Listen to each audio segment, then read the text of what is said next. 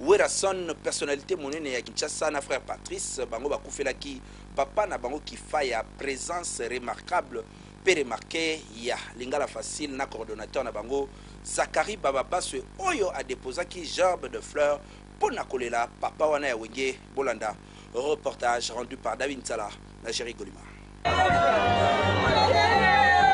Basi oyo zwaki famille ya artiste monene ya Congo Ngiama Makanda Werason pe frère Patrice etika ki bongo bandeko ya journal ya lingala facile simate bango pe bayaki kokabola mawa liboso na bango coordonnateur ya lingala facile na équipe mobimba bakomi bapesi moto na bandeko bafandi ya solo na matanga oyo tomonaki bakonzi ebele ya mboka neti premier vice-président Assemblée nationale maître Boris Mbuku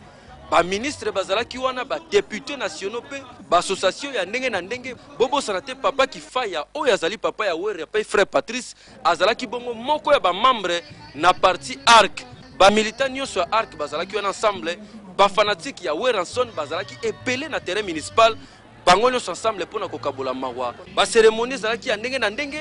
sima ya ba discours pe ba nzembo ya ndenge na ndenge oyo yembamaki kuna ekomaki tango ya kokende kotika ba fleur vice-président Assemblée nationale aleki bakonzebele bayekoleka pe lingala facile ensemble na Zakari Bababaswe bayaki ko déposer gerbe de fleurs na bango côté artiste musicien pe président Imiko Blaise Bula o azali pe moko ya ba collègue ya Werason ya kala na Seria Wenga zalaki wana na ba artiste musicien mususu papa Kifaya c'était parmi papa oyo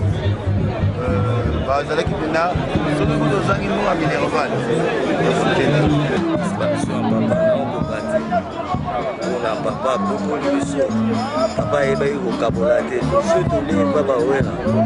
nous avons les Hassan moko biso nyonso tant on est panzani nde tant on a eu papa Kifaya bien ativela ngai Kijabot ambassadeur Kijabot ali lukela mama na bado na monier asana mama kanisia bien pour Ngiama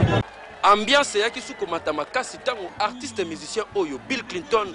mwana ya Werason oyo azalaki ye moko pe reconnaissant na tata na ye ayaki ko déposer gerbe de fleurs na ye botala eloko elekaki awa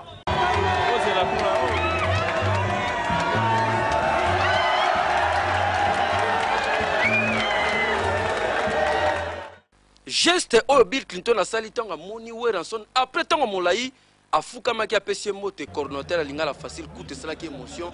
maya miso ebimi ya solo dans l'ensemble matanga oyo ya papa Kifaya eleki kitoko ti bakende kotika nzoto na ye na cimetière ya Mbetseke futi esalami vraiment na ambiance moko ya mawa ya ko accompagner tata otina Lilita mais eloko bana ya bandal pe ba témoin so bazalaki ba monaki Bill Clinton alakisi ya solo aza mwana ya Werason pe aza reconnaissant par rapport ya ben grand mususu alors que Werason abimisa bango mutu moko monana kite na ba musicien wana kokamwa